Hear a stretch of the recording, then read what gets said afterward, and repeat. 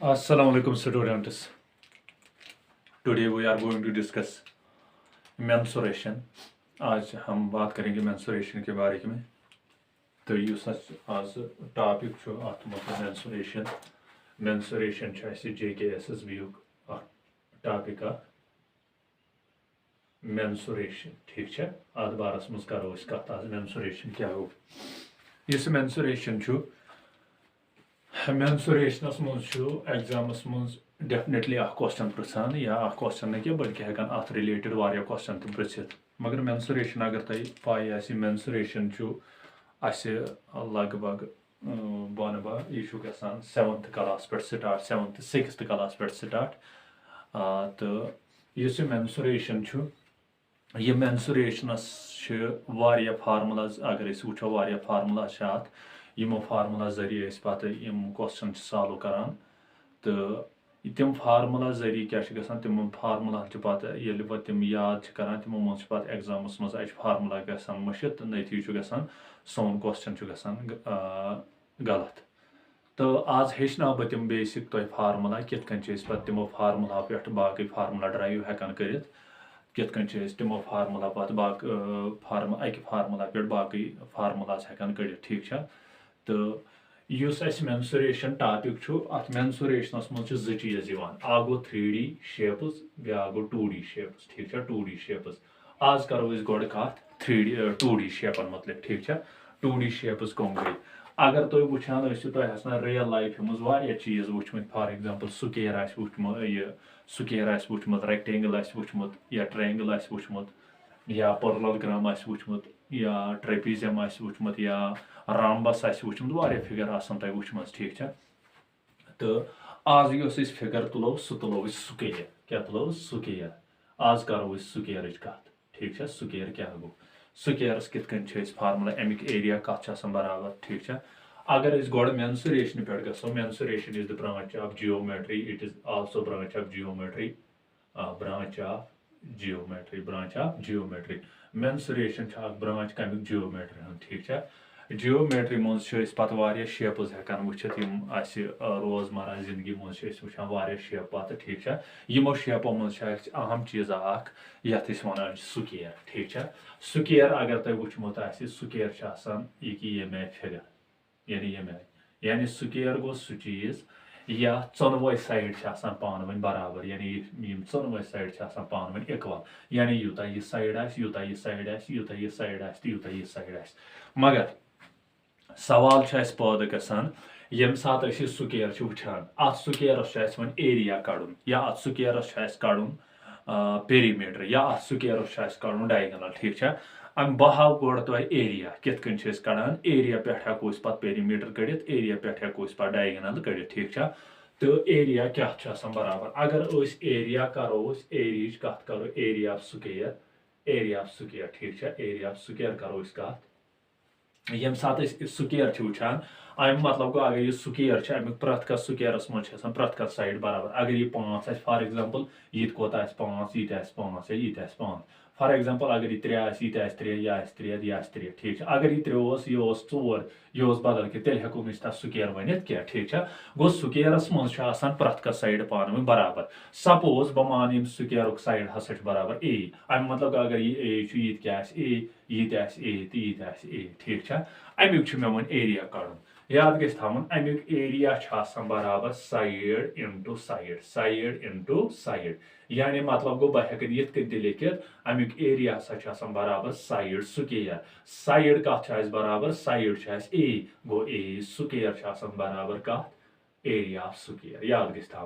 area of square बराबर ए square यानी side into side कत बराबर यह square of area of square वो मे सवाल गसान पैदा वो मे ये पॉइंट बस वन अम पॉइंट पे हसा बह गसान यप ठीक पे यपर पे तो वातान ये नबर किन यह बाउंड्री कर यानी बाउंड्री कर कवर यानी यपर पकान गई पकान अत वन पेरीमीटर क्या वन पेरीमीटर याद थो अत वन पेरीमीटर पेरीमीटर कत स्क्वेयर बराबर यानी यह वो पेरीमीटर ऑफ स्क्वायर कत बराबर गोडनिक चीज वो स्क्वायरस कस साइड स्क्वायरस 4 साइड ठीक 4 अम पत यानी 4 हिस्स 4 जायन गोस बह गोड गोस यपर पत गोस बह यपर पत गोस बह यपर पत गोस बह यपर ठीक गो 4 अंद गोस बह मगर प्रथ अंद वुच मे क्या ए गो मल्टीपल कर बह तेल ए गो 4 इंटू ए कमिक बराबर एरिया पेरीमीटर बराबर 4 इंटू ए यानी ए क्या साइड गो बह लिखित तेल बराबर 4 इंटू साइड हसा बराबर पेरीमीटर ऑफ कमिक स्क्वायर गो स्क्वायर एरिया बराबर साइड स्क्वायर तो पेरीमीटर ऑफ स्क्वायर बराबर 4 इंटू साइड अम पे सवाल गसान पैदा अगर हसा बह यत मे बन कार्नर यत बन मे कार्नर अगर बह कार्नर जो पान वन रलाव ठीक या रलाव दयमुज कह ये वन डायगनल क्या वन डायगनल याद थो डायगनल गो सू इस पान वन कार्नर पान वन क्या जॉइन कर यानी मे रलो यह कार्नर तो यह कार्नर क्या बन डायगनल यह गो ये वन बह क्या डायगनल अगर बह ये त्राव तम डायगनल कर पान वन इंटरसेक्ट कुन पॉइंटस निश कर कुन पॉइंटस निश इंटरसेक्ट तो वो मे यह डायगनल दिन कड़ क्या बजन वनो अगर फॉर एग्जाम्पल ये क्वेश्चन गसान पैदा तुम दियो सा यह डायगनल कड़ डायगनल कत बराबर मगर अगर तुम ध्यान दियो ये अगर वो ये यपर यपर मे गड़ यह डायगनल अगर ध्यान दिमो यह ट्रेंगल बनान कौस ट्रेंगल यह बनान राइट ट्रेंगल कौस बनान राइट ट्रेंगल हूं सात कंसेप्ट बनान राइट ट्रेंगल हूं अत मज राइट ट्रेंगल यह मे डायगनल ठीक यह मे दित ओत ए यह मे दित ए ठीक मे कड़न डायगोनल क्या गो अगर ध्यान दिमो ये वन हाइपोटेनस ठीक हाइपोटेनस चेंज हेकान गसित क्या परपेंडिकुलर बेस हेकि चेंज गसित मगर सिवाय हाइपोटेनस चेंज गसान क्या गो अगर बह लेख मे कड़न डी मे कड़न अम खतर क्या अगर मे राइट ट्रेंगल बन राइट ट्रेंगल मज गस थवन याद राइट ट्रेंगल मज थार्म लगान ये वन पाइथागोरस थार्म यानी ये ब्या नाव वन बुधियान थार्म ठीक सो बराबर hypotenuse square is equal to perpendicular square plus base square ठीक हाइपोटेनस क्या हाइपोटेनस बदल लिख D square hypotenuse D square is equal to perpendicular क्या ए अत नबर कि खालन स्क्वायर प्लस बेस क्या ए अत क्या खालन नबर कि स्क्वायर गो डायगोनल स्क्वायर डी स्क्वायर लिख बह ए स्क्वायर कस गई ए स्क्वायर ठीक अम पत क्या कर बह अम पत चढ़ बह योर स्क्वायर यानी यपर स्क्वायर चटी ये बह स्क्वायर ना चटान बेक साइड खसान रूट ठीक याद गस थवन ये अकिस साइड चटो स्क्वायर बेक साइड खसान रूट ये बह रूट कर रूट 2a स्क्वायर मगर मे ये बोजन हसा ए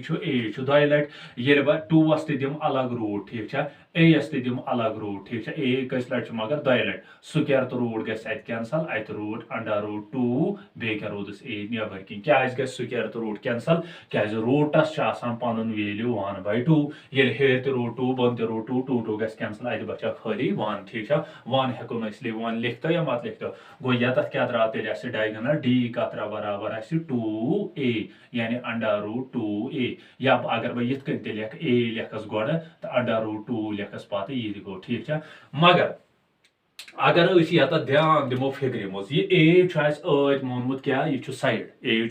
मोनमुत यह साइड गो तेल हेक बह वन डायगोनल हसा तेल आसान बराबर बेकिस चीजस साइड अंडर रूट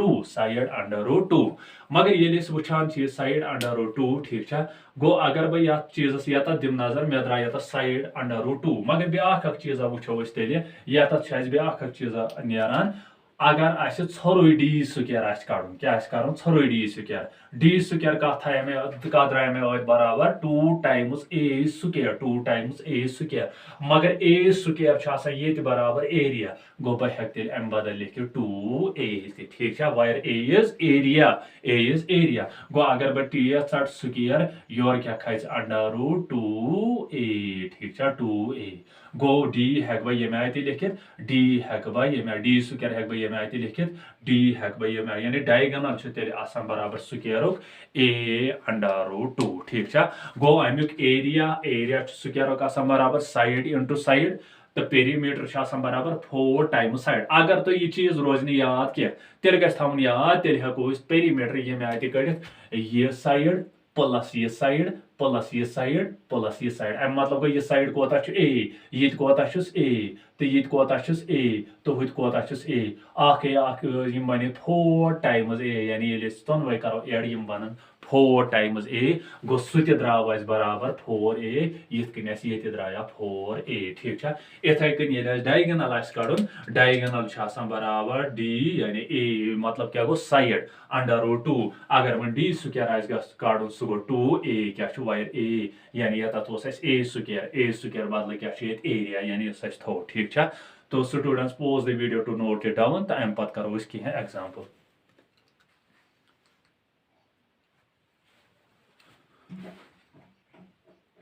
तो example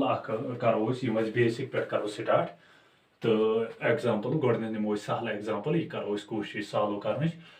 example the side of square shaped garden is 20 meter the side of square shaped garden is 20 meter दपान गार्डन स्क्वायर शेप्डस मज अमुक यमुक साइड हसा बराबर कत 20 मीटर क्वेश्चन वन तुम दियो अमुक एरिया कड़ित बे कड़ो अमुक पेरीमीटर बे दियो अमुक डायगोनल कड़ित ठीक डायगोनल तो गोडनेथ कड़ो अमुक एरिया ठीक यम सात एरिया वुचान मे वन गोडनुक चीज area of square area of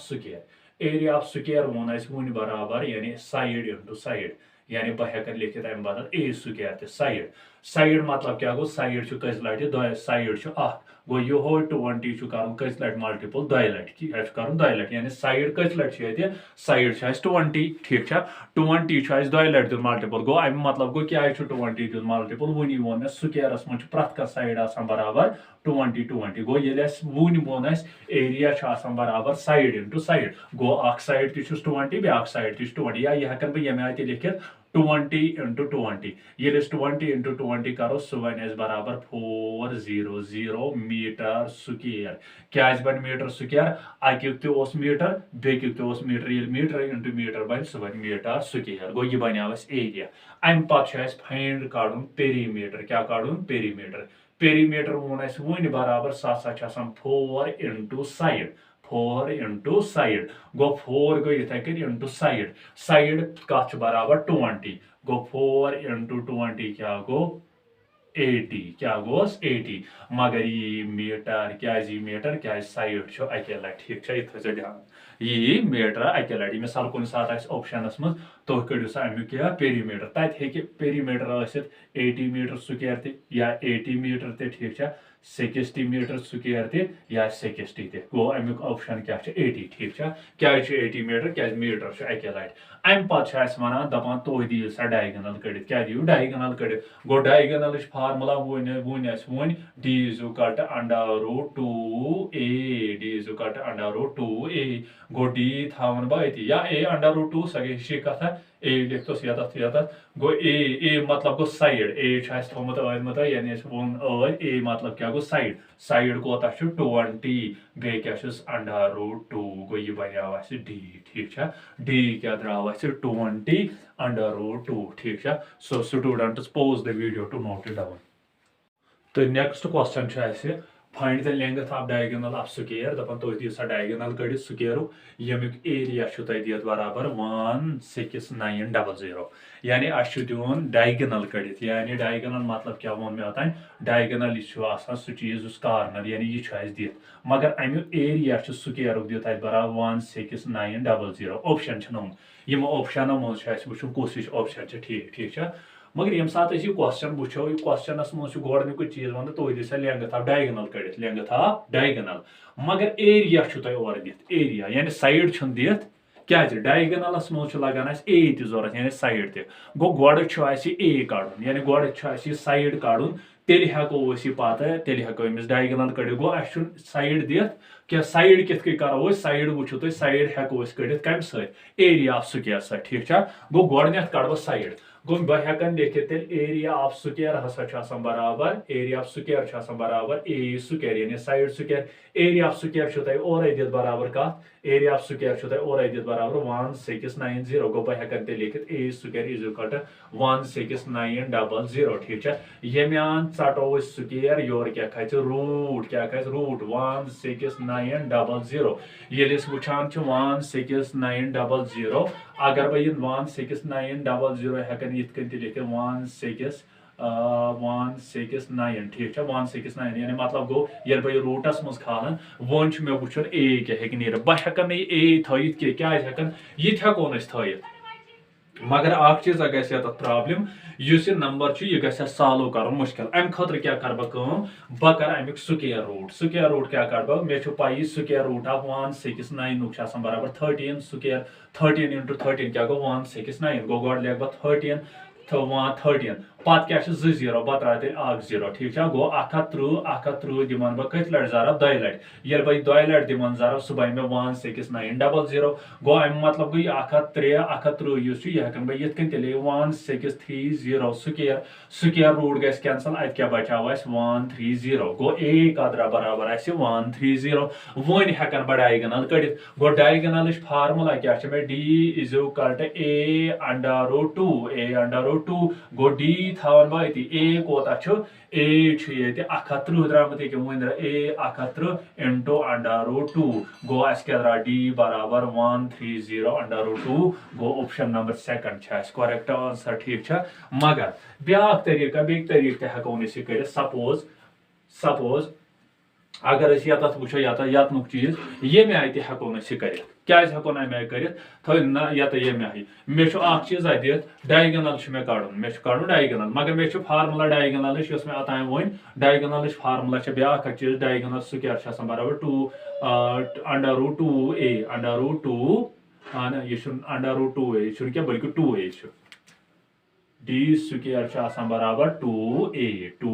ठीक यम सात अमुक चीज वो वन हेकन बह अमे आय कर गोडनुक चीज मे कड़न डी स्क्वायर ठीक डी स्क्वायर बराबर 2a मतलब क्या वो मे एरिया कत और दित बराबर एरिया दित ओतान बराबर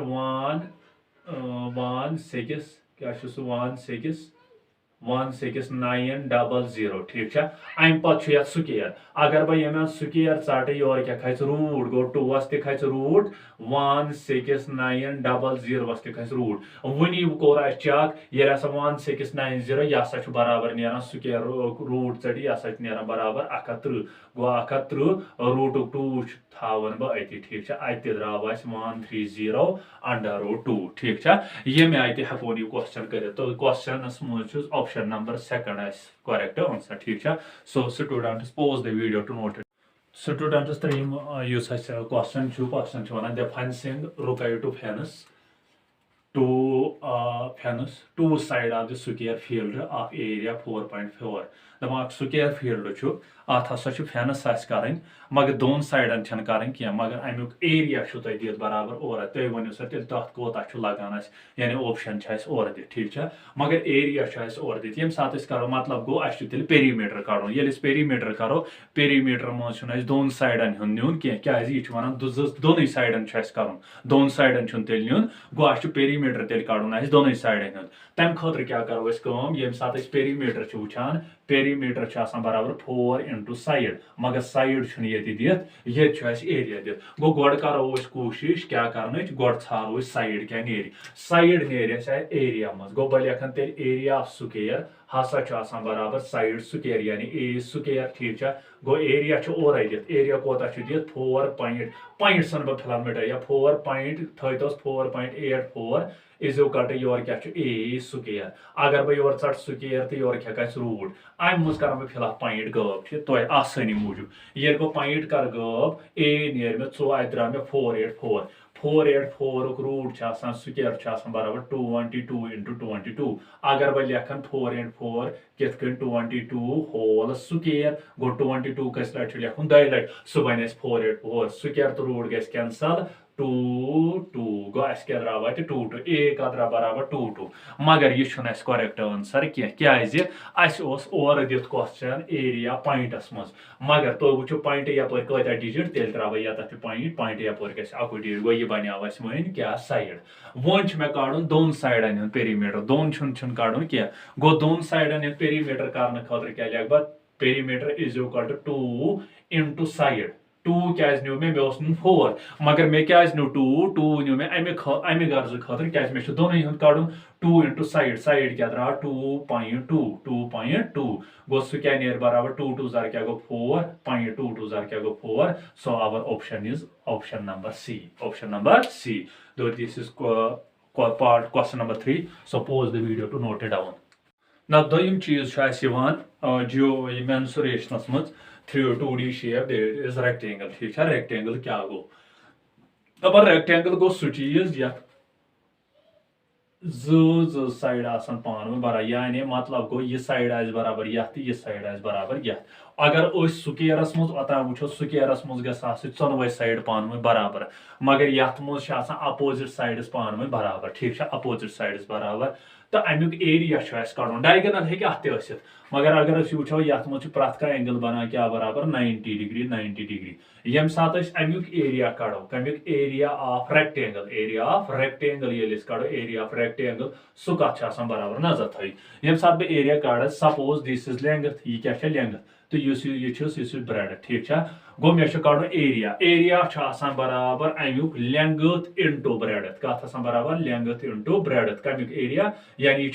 एरिया ऑफ रेक्टेंगल ठीक है याद गम यम सात स्क्वेयर एरिया वन सह बराबर साइड स्क्वेयर मगर यम सात रेक्टेंगल एरिया कड़न सह बराबर लेंथ इंटू ब्रेड क्या रेक्टेंगलस मज लेंथ तो ब्रेड अम मतलब अगर यह लेंथ यह क्या लेंथ यह बराबर ये अगर यह ब्रेड यह तेल ब्रेड ठीक है अम पे मे कड़न पेरीमीटर यिथ कन वुचान पेरीमीटर ऑफ स्क्वेयर कत बराबर 4 इंटू